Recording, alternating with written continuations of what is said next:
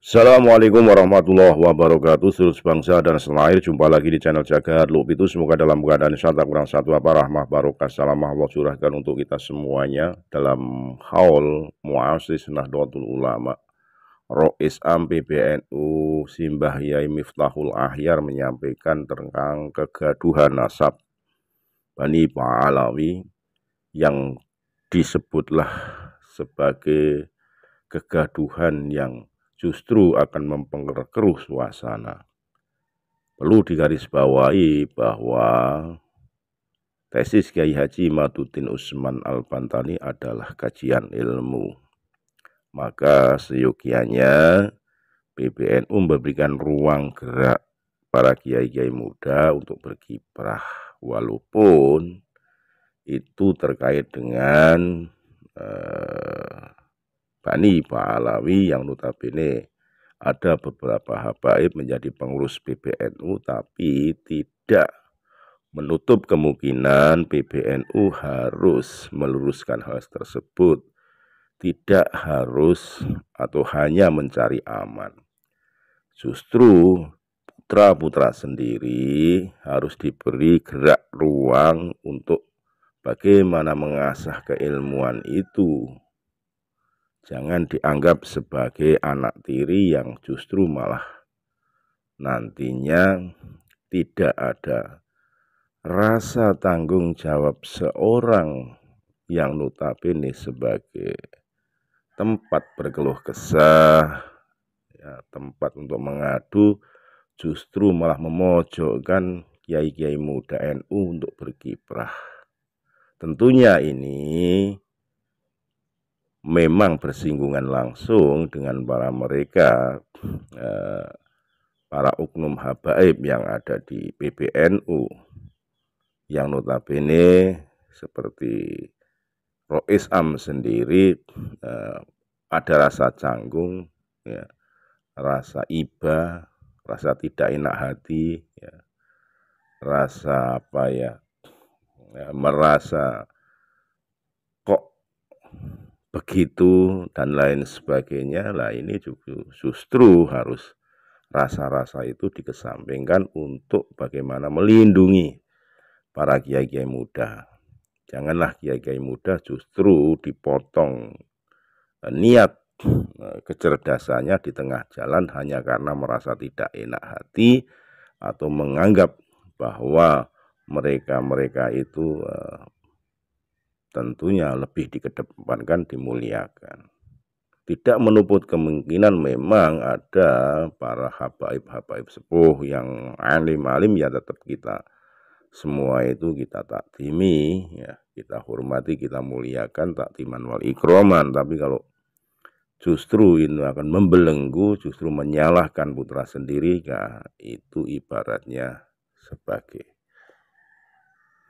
anak yang ditirikan. Sekali lagi lah mohon maaf NKRI Hagamati Nusantara milik kita. Assalamualaikum warahmatullahi wabarakatuh. Sudah berapa kali kita mendapatkan bertubi-tubi gangguan-gangguan, khususnya saat sekarang ini gaduhnya bab nasab antara duriyah yang satu kelompok disebut Ba'alawi, yang satu kelompok disebut duriyah Wali Songo. Terutama ini kalau Gresik insya Allah aman-aman saja. Saya tidak melihat ini jadi sesuatu yang besar, ya, karena di sini juga para bagian muassis banyak, termasuk almarhum Kiai Burhan, ya. Ada putranya Kiai Hisni,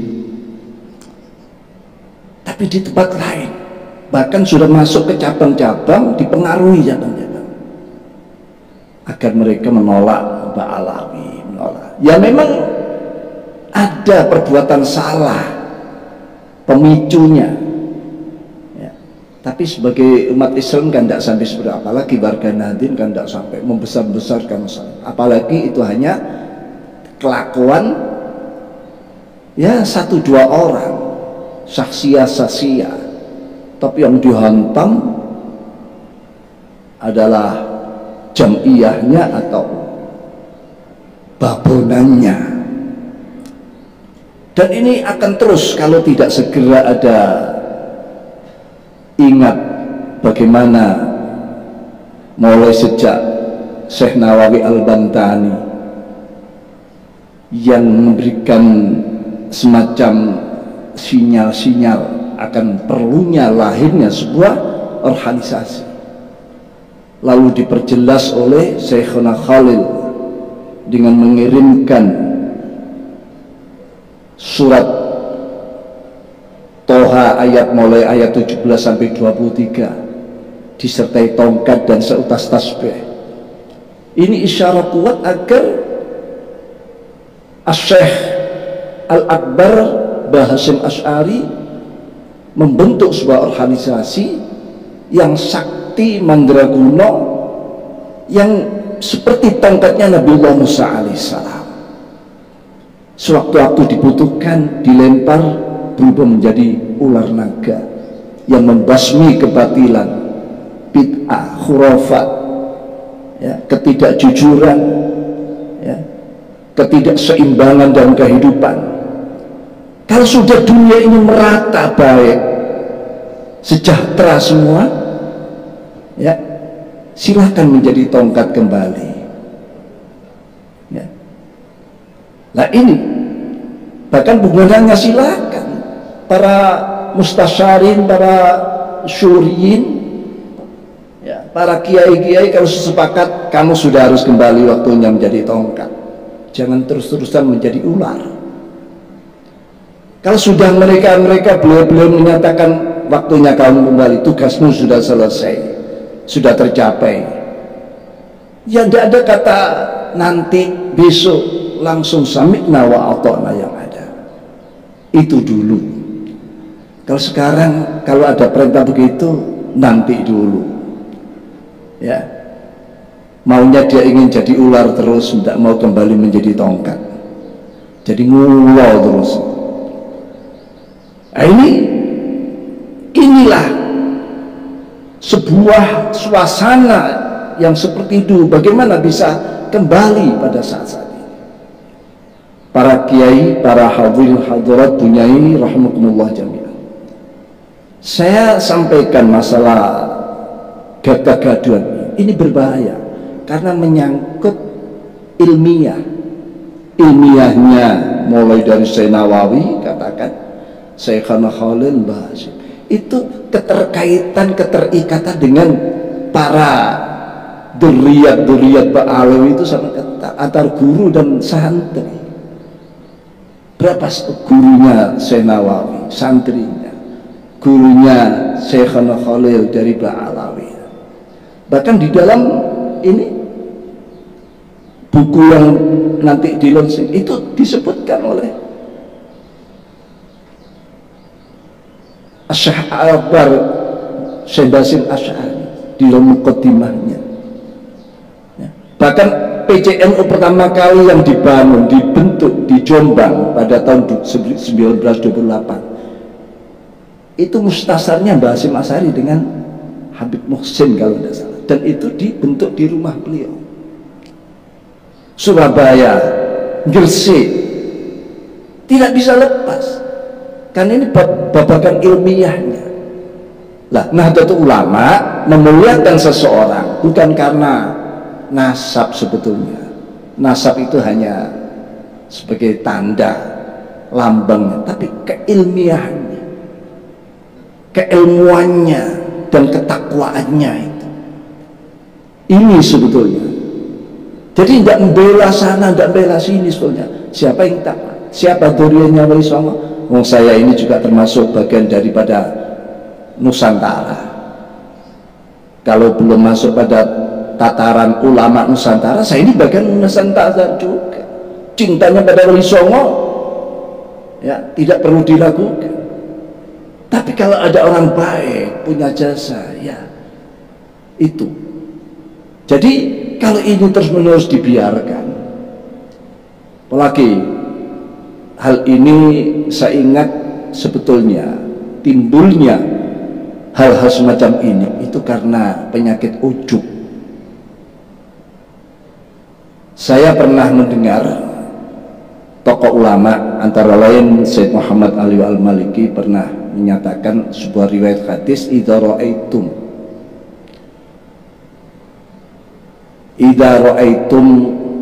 syuhan muta'an,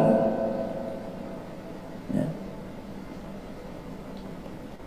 wa hawan muttaba'an wa ijabal mar'i bi ra'yi fa'alika bi khassati nafsi. Kalau kamu sudah menemukan gejala-gejala, ya, gejala apa? Syuhan muta'an, kekikiran yang sudah selalu diikuti, kikir untuk kebaikan, perjuangan, wa hawan muttaba' dan hawa nafsu yang selalu diikuti, dibuat imam, wa ijabal mar'i, dan seseorang yang sudah menganggap dia paling benar sendiri, yang lainnya salah. Orang kalau sudah menganggap dirinya paling benar, timbul sifat yang lain, kesombongan, tidak mau menerima kebenaran dari orang. Benar harus dari saya, yang lain tidak boleh. Itu ijabal mali. Ini lebih bahaya daripada dosa besar. Kalau dosa besar Allah masih kerso memaafkan, mengampuni, apalagi kalau kita taubat. Tapi kalau ijabul mali al-ujub, ini orang sudah menganggap dirinya lepas dengan Allah, dirinya sendiri, tidak ada campur tangan Allah. Ini berbahaya, ya. Makanya di situ dikaitkan dengan sebuah hadis, banyak itu di Ashabis Sunan banyak terjadi. Ada kisah dalam hadis, bisa dibuka di Sunan Nasai, Sunan Ibnu Majah, dan berbagai Ashabus Sunan meriwayatkan. Pada suatu ketika sedang ada majlis dirosah, dars, ya, para sahabat senior-senior pada Rasulullah, antara sahabat Anas, sahabat Jabir, dan beberapa sahabat yang lain. Di situ juga sahabat Abu Bakar, sahabat Umar, sahabat Ali, sahabat Utsman absen saat itu. Sahabat Anas bercerita, saya ketemu dengan seorang pemuda yang luar biasa ibadahnya. Kalau siang puasa tidak pernah berhenti, kalau malam sholat, ya, semalam suntuk. Anak muda ini jelas-jelas mengungguli para senior-seniornya. Saya lihat sahabat senior tidak ada yang punya amalan seperti dia. Diceritakan para sahabat. Nanti kita tanyakan pada Rasulullah. Akhirnya begitu Rasul miyas di masjid itu, sahabat langsung tanya, ya Rasulullah, saya ketemu dengan pemuda ini seperti ini. Dia katanya dari kabilah ini, dari perdukuhan ini, keturunan ini. Apa jawab Rasulullah? Ma'arif, saya tidak kenal dia. Loh, katanya dia kabilah ini, bin ini, bani ini. Ma'arif, saya tidak kenal. Tiba-tiba anak ini masuk dari luar dalam keadaan wajah ini masih basah dengan air wudhu, tangannya ini nenteng terompahnya. Masuk, begitu sahabat-sahabat tahu, termasuk Anas, ya Rasulullah, ini anaknya yang saya ceritakan padamu ya Rasulullah.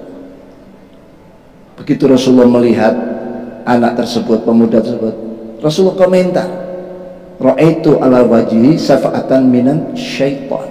Loh, kok wajah anak ini ada stempel setannya?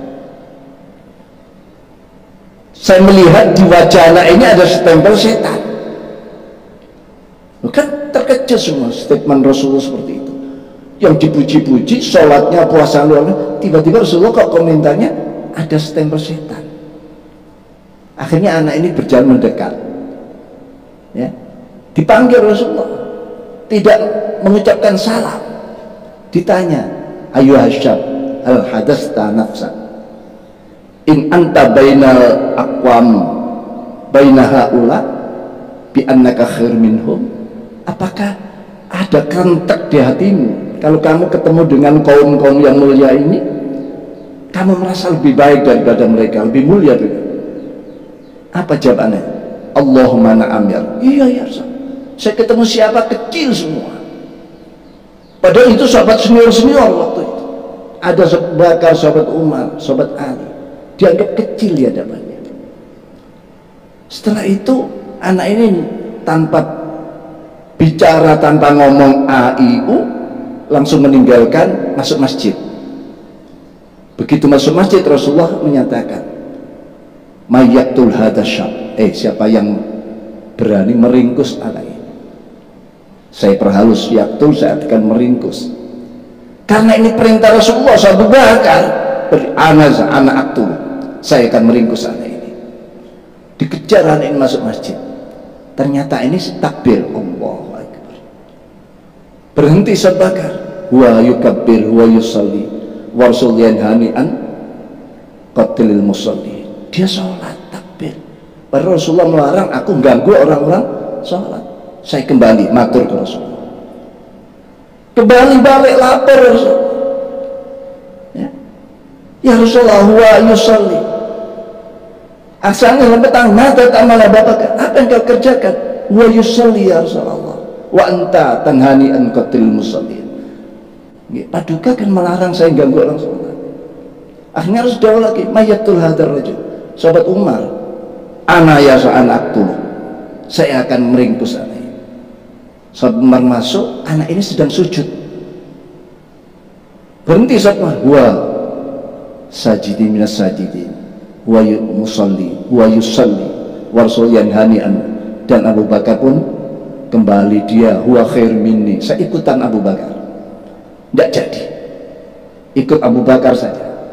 Ditanya, mada tak ya Umar? Wa sajidun ya, dia sujud ya sholat. Wa anta tanhani an qatil sajidin musallin. Waihak ya Umar, kata Rasulullah. Lalu yang ketiga Rasulullah dawuh lagi, mayyatul hadar rajul, tinggal sahabat Ali, ana aktul ya Rasulullah. Sebelum sahabat Ali mengangkat kakinya masuk, Rasulullah, ya Ali, anta la taqulu wa anta sataqulu, kamu tidak bisa meringkus anak ini, tapi nanti kamu yang akan meringkus anak ini.